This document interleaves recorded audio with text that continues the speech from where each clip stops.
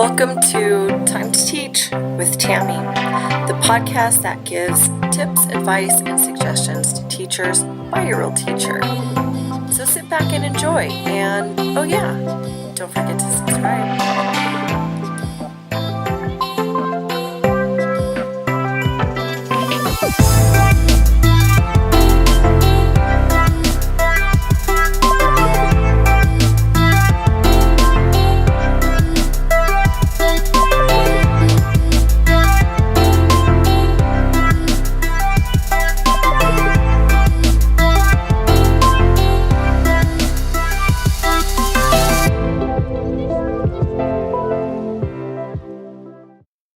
And we're back. Welcome to episode 45 on Time to Teach.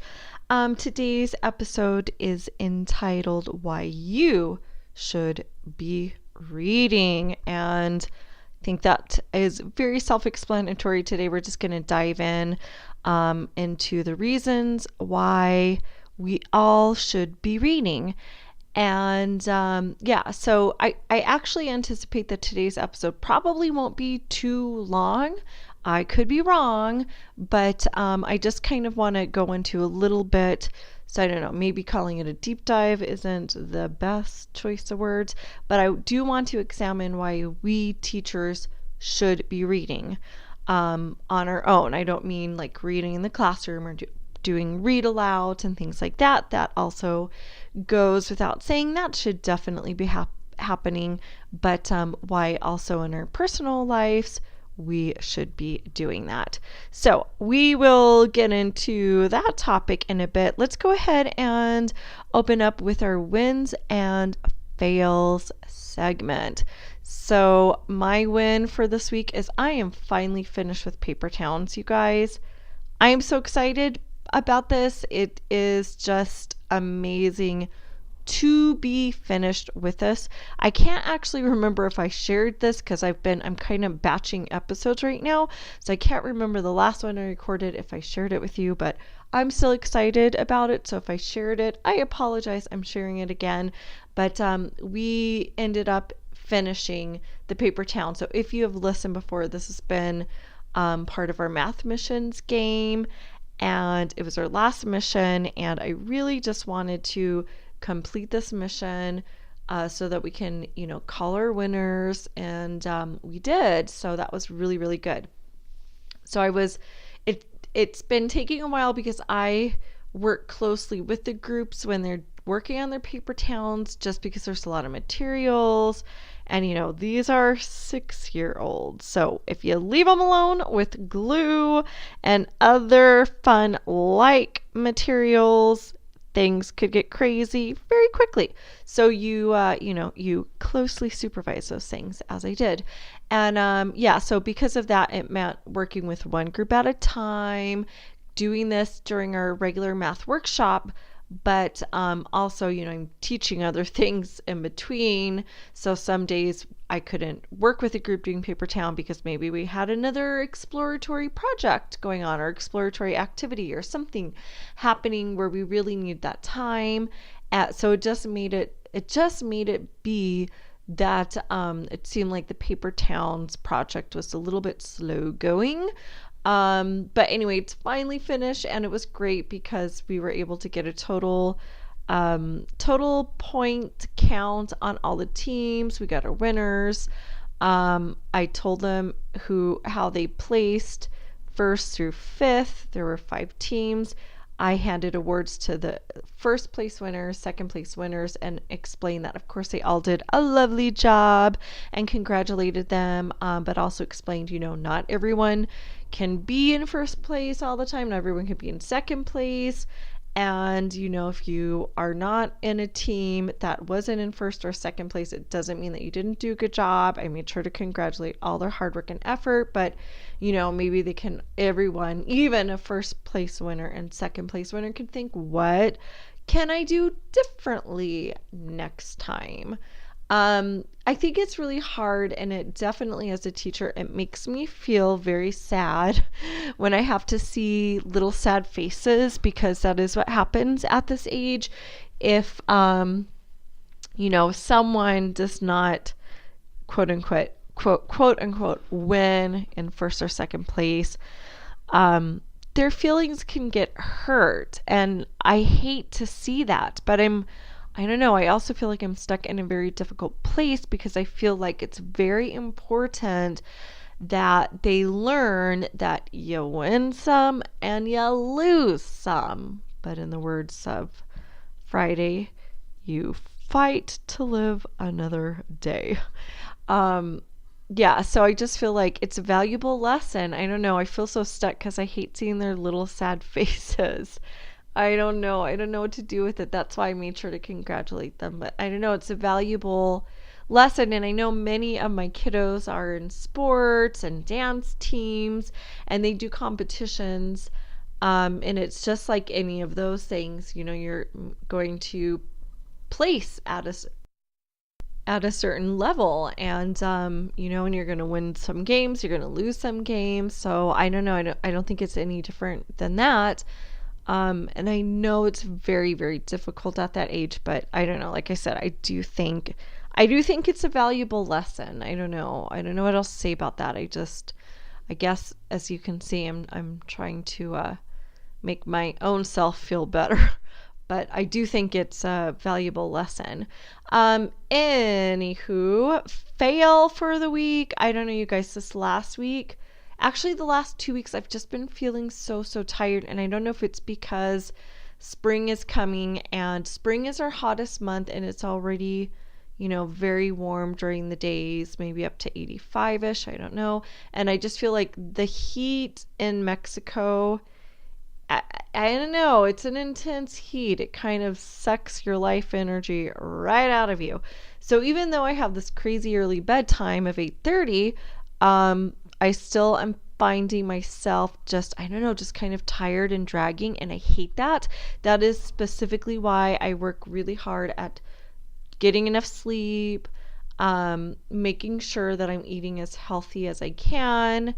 I'm sure it's not perfect, but I really do my best, because I really want to feel good during the day. So I don't know, I guess when I'm dragging, I don't know, it just kind of puts me in this not such a great state of mind, because I just, you know, I try so hard to feel good so I can be in a good state of mind and feel like I'm at 100%.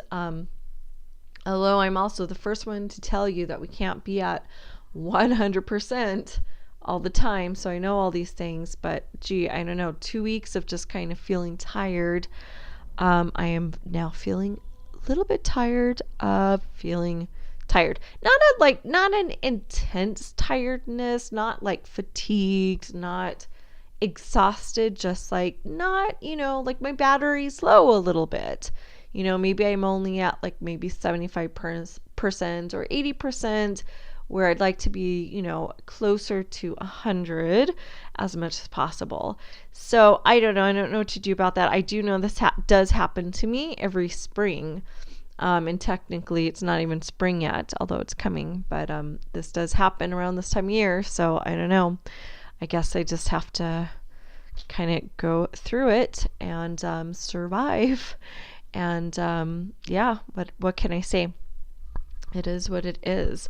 Okay, so let's go ahead and get this episode started. So yeah, I decided I really wanted to do an episode on reading because, well, I myself am a reader, and I really have always been a reader since I became a reader, if that sounds odd. But I can remember the very first book that I was able to really read on my own, and it was this little book about this dinosaur and this little boy, I don't know, and he like walked through the city and scared the city people. But I just remember when I first was able to actually read this on my own, that feeling of joy. I don't know, I was so excited because prior to that, I know I'd always said, oh, my mom reads to me every night. Now how awesome is this? I can do my own reading. I don't know, I guess it just felt very empowering that I don't have to wait on you. If you're not available, or maybe you're tired, I can do it myself. Just being able to do that on my own was such a great feeling. And ever since that feeling of empowerment in my own reading, I'm sure I didn't really think of it that way then. I was just like, oh, I get to read. Wow. But looking back, I do think it was feeling empowered. I have loved to read. I remember really becoming an avid reader, like very just so early in my years. We would go as a family to the swap meet every Saturday. And I remember there was a vendor there who sold these used books. It was a series of books, and I can't remember exactly what it was called. And I would always go and buy books from him, and I would just devour these books. And I was in elementary. I don't know what grade. I want to say third, fourth grade. I don't know at that point. So I know I was already an avid reader at that age. So clearly I must have been developing these habits much earlier. But I definitely can recollect that by third or fourth grade, it really was a habit by then. And I just loved books. And by fifth grade, I bought a journal because I wanted to write my own book. And I started to write a story. I still remember it was supposed to be like set like in the older days. Probably I would say, I don't know. I want to say like, I don't know that I had a date back then, but I feel like it probably was like 1800, since that is a time period that I'm fascinated with. So, I had a love of reading and writing back then. And then also it just carried with me through really all my years. I remember in middle school, I really became a fan of Stephen King's work, and I would read his work one Stephen King book after another. Actually, that's all I remember reading in middle school. I am sure I read other things, but for some reason, his books are the ones that I really remember the most. I don't know what that is. Yeah, and then of course, so like naturally, when I got to the university level, I wanted to major in English. English is in like literature. And I just felt like my love of it was just so intense. So I assumed that, okay, so I'm going to, in California, to be a teacher, you just need a bachelor's degree in anything. It really doesn't matter. You do not have to have an elementary education.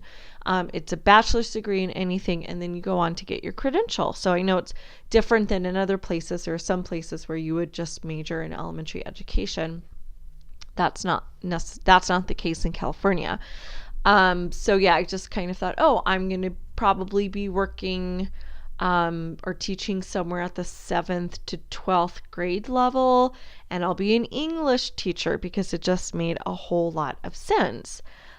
Being that I loved English and I loved literature, and I just wanted to be surrounded by books. And I love learning, which is one of the reasons why I got into education. It's just like, I love that environment. So I went on and got my bachelor's degree in English, and then my teaching credential, and then a master's. But anyway, so now I'm obviously an adult, and I have continued my love of reading, although I must say in the busyness of adult life, there have definitely been periods where I'm reading a lot, and then times where I'm like, oh, I've gone a couple weeks and I haven't read anything. So consistency on that level throughout my adult life up to where I am right now, it definitely, it has fluctuated for sure. Absolutely. But, yeah, so it was because of this and just kind of thinking about my own self as a reader and what we try to foster in our own students made me think that this would be a perfect topic for today.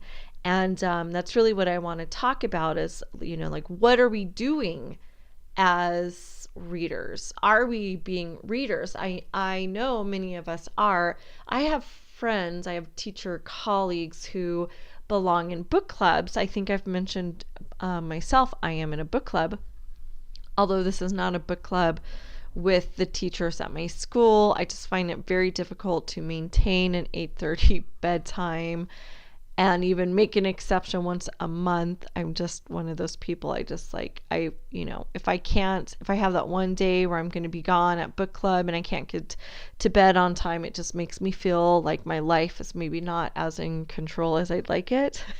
I know that makes totally no sense, but it's just kind of how I am. So I am in a book club, but it's an online book club, which is so fantastic because you don't have those same limitations. It's all virtual, so you do it when you can. You make it work when you can. It's fantastic that way. And so yeah, it's been allowing me to really kind of dabble in books that maybe I wouldn't normally dabble in. But on that note, I think that's a perfect reason to start talking about why would we be dabbling in books, and why is it important that we adults actually be readers ourselves? And there, I don't know. I haven't really looked up a whole lot of research, although I did look a little bit up. I'm going to try to see who this research was. Reading for pleasure. So now this one was based on National Literacy Trust. I don't know if that's the organization. It's what comes up on the article, and it looks like the authors of this was Christina Clark and Kate Rumbold, National Literacy Trust, November 2006. Entitled Reading for Pleasure, a Research Overview. So, I think it's probably fairly easy to understand the benefits of reading nonfiction. And I definitely have tried to read more nonfiction than I ever have before. I have a tendency to favor fiction just because I love literature that came out of the 1800s. That's just my favorite time period. I mean, I don't know what it is about that language. I often feel like I might have been meant to live in that time period. I don't really know. But I definitely think that the way that they spoke back then, so I think that's really one of the biggest things that draws me to it, is just their way of speech. I just love it so much. But because of it, it just has led to a tendency to only go to fiction, which I am very proud to say that has actually changed within this maybe over the last couple of years, where I've been incorporating more nonfiction into my reading, more like memoirs, and then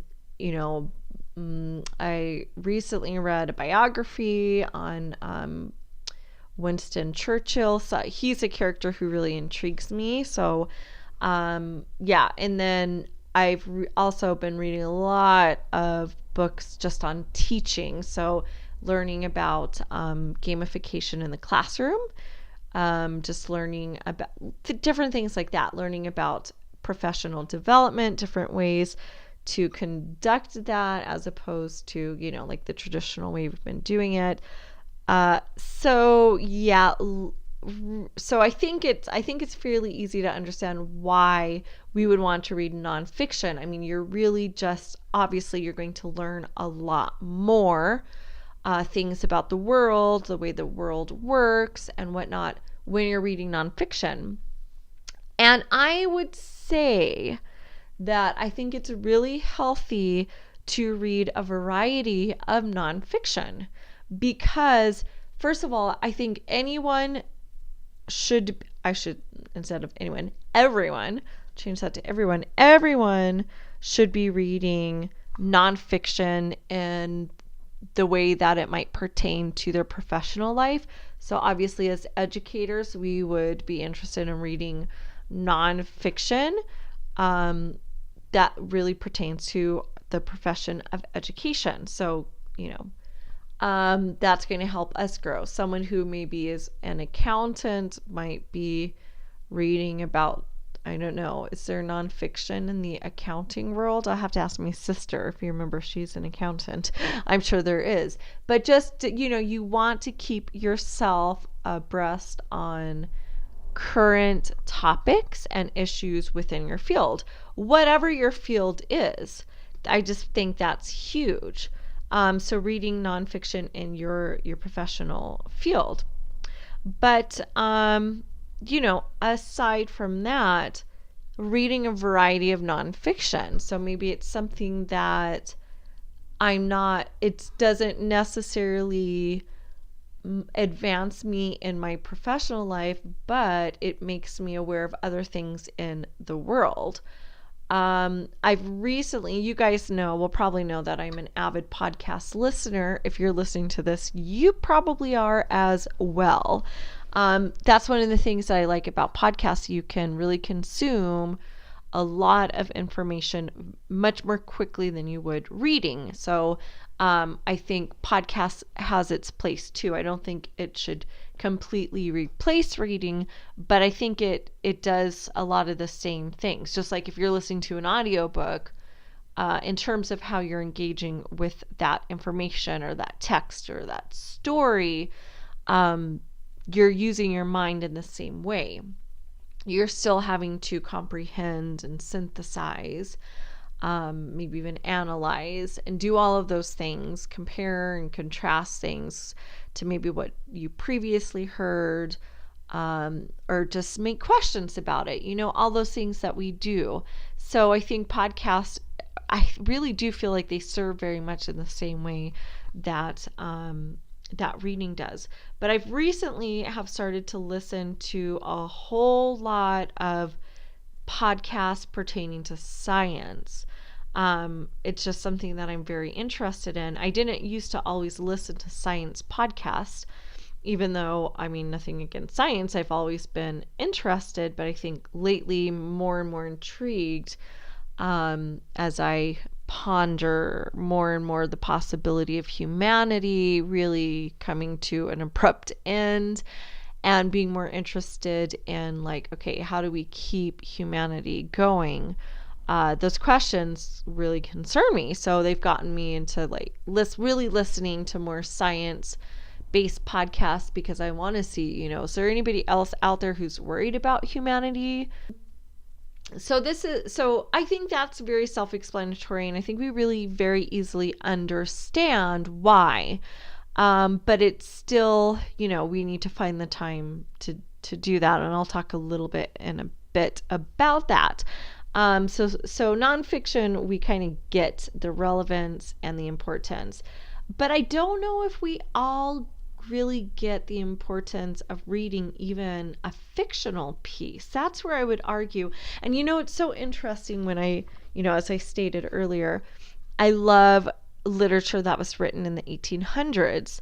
But I've learned from reading from that time period, even though these are fictional texts, I've been able to decipher that fiction was, in its earlier days, not really revered very highly. It was insulted a lot. And, people who really read fiction, especially, it seemed like women, it seemed like an indulgence, right? Like you're indulging in fiction and it's poison for your mind. And I guess anytime we're moving on and trying something new, I can see how society might resist that. But I do have to say, so even though this kind of feeling might stem from a while in our history, I think we understand a little bit more, but I don't know that everyone fully does, that fiction can really be serving in a lot of ways. So, okay, some obvious ways, obviously vocabulary, you're probably, even though it's a fictional text, you might run into some new vocabulary. So I think it definitely can enrich our lives that way. But one thing that I know that is true for myself as an avid reader and an avid reader of fictional texts and fictional texts of the 1800s, you still learn about cultures and life, especially if you're reading, let's say you're reading from a time period, the 1800s, to take my example, and you're reading a lot of books that come out of that time period. Now, all of the books that I'm reading from the 1800s are fictional, but I can feel like I have learned so much about their lives and the way of living back then, even though these are fictional, because, these fictions, it's based on, how did they write it? They had to base it on what they know life to be. So you can still get a really good sense of the kind of lives, that were lived back then. So some things that I know from that time period, and whether this serves me or not, but it does help me to understand that time period and culture maybe a little bit better, is yes, you do get a sense of how few rights women had. Okay, yes, we know that, but you actually get to, I feel you get to see it up close, because you really just see these women who, they are not, they don't really control their futures. They're more like their futures, they're all kind of controlled for them, like outside forces or whatever circumstances. They live in their mom and dad's house, but of course it is the father and his income and probably his connections that are going to make a difference for the girl of the house, or the girls of the house, the daughters of the house. And it's their marriage connections that are going to make or break them, right? So they want to, it was very important that they marry, and they marry well, like a good family, someone with good social standing, obviously someone with a fairly good money who can support them. But it's all, these women really just kind of basically, they did not control those things. They just had to be, they didn't really make their money, and they definitely didn't make decisions. And that's also understanding that I know there was a working class, and women who did have to work and did work, so I don't want to ignore them, but most of the stories are not written about them, or at least not the stories that I'm reading. So I do want to acknowledge that there's another class there that I'm very well aware of, but focusing more on what I've been able to pick up at that time period. I've also been able to pick up on the fact that when people got sick, mainly when women got sick, I don't know, maybe when men got sick as well, but a lot of times I am seeing that doctors would really recommend or prescribe even that a change of scenery, like go to the beach. You need to go to the beach, and the ocean air is going to help you. So they would really relocate for a while. And again, you have to think this has to be a certain class of people who, if they can afford to leave and take these trips, if there's some kind of ailment, that's going to be a certain class, or at least a certain social economic status there to be able to do that. And I've also been able to pick up on these smelling salts, or some kind of oils, or something that was used when women would get dizzy and sick or about to faint. And I don't know, can't figure out what they are. I've never tried to research it, but it always makes me think of the essential oils, and I wonder, were these essential oils? Was it connected to essential oils? I don't even know. But I just feel like I've been able to pick up on a lot of culture from back then, even though these are fictional stories. So all of that is to say, even fiction, you are learning about different, culture. So I think that speaks to the way that we can better understand our world. We can better connect to people. We can, I think, become more empathetic.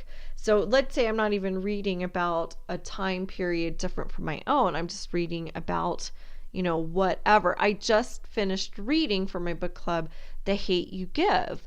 And although I would say am already sympathetic to that point of view, it was really nice hearing the perspective from a different perspective. And so this is a very modern book. It's something that is happening right here and right now with right here and right now issues, but it's able to take me into a different kind of culture, a different kind of perspective, and be able to see things in a different way, almost experience it through the eyes of this other culture, because that is what's happening when we're reading fiction. We do actually step into their shoes, and I think that helps us to be able to really empathize a lot better, understand others a lot better because of that. And I really think that's just something that fiction does. So even if we think, well, these are just stories, what are we getting from it? I really think that we get a whole lot from it. And that's a huge thing. Really being able to understand someone in something better is a huge win, a huge, huge win for us. And I think, we do tell our students that, we advocate that they should be readers. We do this all the time. We're trying to build a community of readers and have them adopt this into their life. But what good is it to be a reader if you abandon it in your adulthood? I mean, really, how is that truly benefiting you? I think we're only really benefiting ourselves if we can continue to do that. And that's what reading, I think, for me really does. It's like we are really limited by time and space, and perspective. So time, space, and perspective is kind of builds our world. But when we read, there is, it can overcome the obstacles of time and space. Those things don't have to exist really when we're able to read and understand maybe something from another time period or in another geographical location. Or through the eyes of somebody else. So reading does all of these things, and it's something that, I think we really want to embrace. So now that we've kind of talked a little bit about the whys, and again, like I said, I didn't really do a deep dive. I'm kind of just touching the surface. So how do we make this happen? Because I know time is crunched. Time is so crunched, you guys. We all live this. Well, the first thing I'd like to say is your things are going to happen based on how you make it a priority. So if reading is a priority, you will make it happen. That is not to say that I don't understand the limitations we have on our time, the pressures. I feel it. I live it. I'm busy teaching all day. I come home, I'm making dinner, then I have to clean up.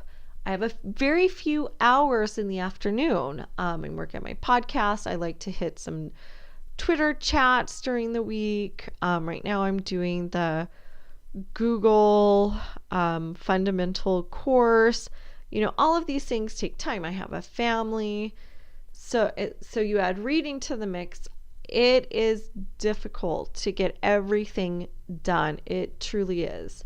But I think, like with anything, if you make it a priority, it's going to happen. So the best thing that I can suggest is to, number one, just make the decision. I'm going to read. I'm going to be a reader. Now, making that decision doesn't mean that we need to go from I'm a non-reader or I haven't really been reading to I'm going to devour all of these books. I think we need to be realistic and set sizable goals that are realistic for ourselves.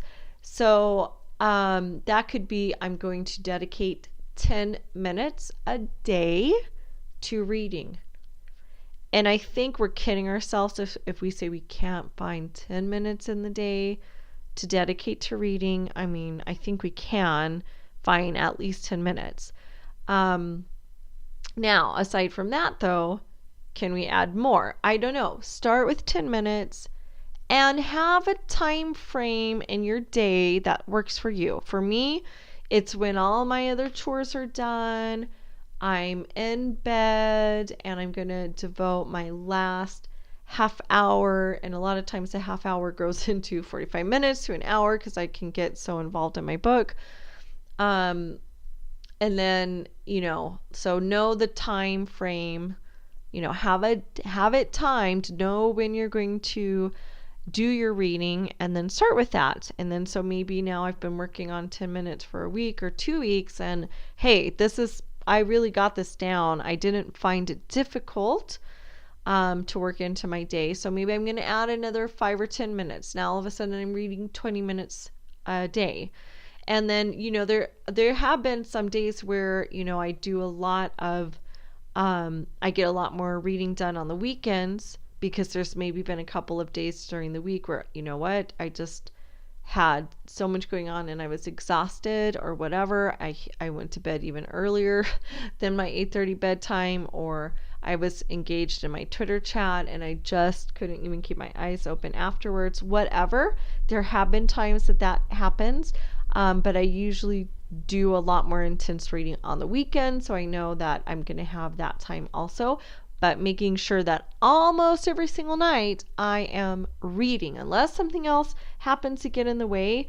But it's a rare occasion that it does, because it's something that I've built into my day. And like I said, I set aside even more time on the weekend, because I know that's a time that I can really get more reading done than I do during the week. So my goal during the week is 20 minutes a night. But like I said, I usually do 30 minutes. Sometimes I'll do up to an hour. So I kind of keep my goal low because I need it to be realistic for myself. And then do even more reading on the weekend, and it just makes me feel much more successful because it's realistic and I can do it. Then the next little piece of advice I would say is look at what you're currently doing. Is there anything that can be cut out? So maybe you are doing other things, like maybe Netflix is involved, maybe Facebook or Twitter. And I don't say eliminate those things. I have those things in my life as well. But just look, can I cut back on some of those things? Or what are those things that are taking up the time for me to read? And can any of that be cut down a little bit?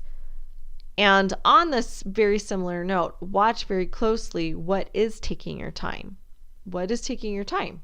Because a lot of times we get sucked into things that we don't even realize how much time has passed, and we're like, whoa, I remember I used to do Candy Crush. I haven't played it in years, but it was a soul-sucking game in terms of actually more like time-sucking game. But it just was taking over my life. I always wanted to play Candy Crush, and then I don't know, got to the point where I'm like, this is so time consuming and it's not helping me to become a better person. So I gave up the Candy Crush game, and I don't have anything like that going on. So really just kind of assess your situation. You know yourself best. You know how you're spending your time. So just look at, is there anything that I can cut out so that I can get 10 minutes of reading a night? I do think that is a realistic goal. Okay, you guys, that's it. Actually, the episode went a little bit longer than I had foreseen. But I really hope that you enjoyed it, and I would love to hear from you. Let me know about your own reading habits. You can reach me at on Twitter at TammyJ123. That's TAMIJ123. Thank you so much for joining me, and I will see you next time. Wait a minute, wait 1 minute. Before you go, don't forget you can catch our show notes online at www.timetoteach.libsyn. That's libsyn.com. We're also on Facebook at Time to Teach. Don't forget to check out our Facebook group, Teachers for Effective Curriculum. And if you're an educator with your own podcast show, I invite you to join our brand new Facebook group, Teachers Who Podcast. Let's grow a community where we can network, problem solve, and discuss anything and everything podcast related. I'll see you there.